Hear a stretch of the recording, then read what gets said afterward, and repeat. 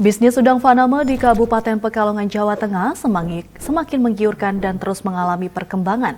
Bahkan di masa pandemi COVID-19 seperti sekarang ini, bisnis udang faname tidak mengalami penurunan. Para petani tambak bahkan kini diberi berbagai pelatihan untuk meningkatkan kualitas produksi udang.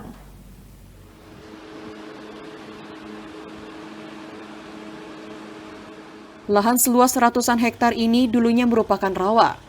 Namun dengan telaten dan ulet, serta didukung ilmu pengetahuan, kawasan tidak produktif ini disulap menjadi ladang bisnis berupa kolam-kolam yang dipenuhi dengan udang faname. Lihat saja panen raya udang milik kelompok tani tambak Faname Mas di Desa Depok, Kecamatan Siwalan ini berhasil menuai sukses, di mana dalam satu kolam seluas 5.000 meter persegi yang ditabur benur atau benih udang sebanyak 600.000, bisa panen hingga 6,5 ton udang. Riswadi, Wakil Bupati Pekalongan, saat meninjau panen raya pada Kamis 22 Juli 2021 mengatakan, dengan kondisi alam yang mendukung, masyarakat pesisir pantai Pekalongan didorong untuk mengembangkan udang faname yang berkualitas tinggi.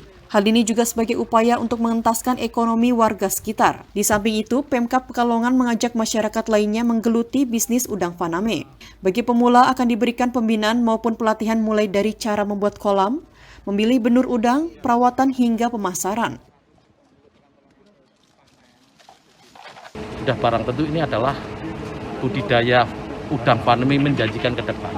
Maka pemerintah hadir dalam rangka untuk mensosialisasikan, akan mengedukasikan, tidak menutup kemungkinan akan beri bantuan supaya masyarakat Depok sekitarnya itu mampu memanfaatkan rawa yang ada.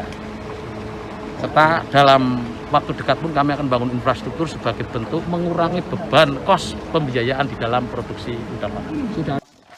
Di Kabupaten Pekalongan ada dua kawasan yang menjadi sentra budidaya udang, yakni di Kecamatan Wonokerto dan Kecamatan Siwalan dengan jumlah petambak lebih dari 100 orang.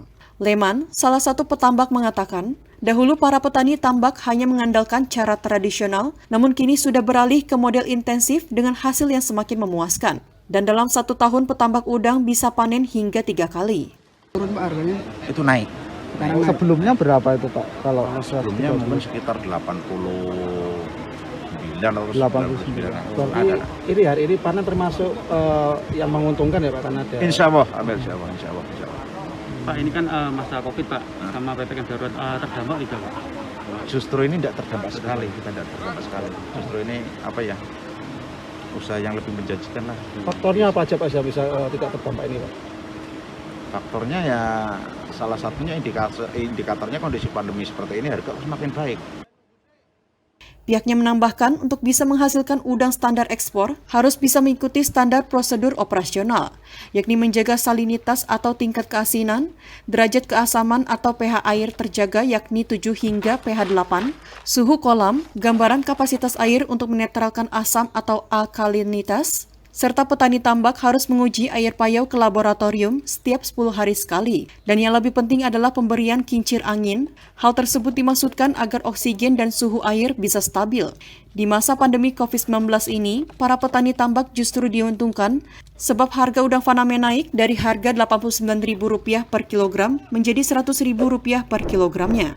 Selain lokal di Indonesia, pemasarannya pun sudah merambah ke pasar internasional seperti ke Jepang, Amerika, dan sejumlah negara di Eropa.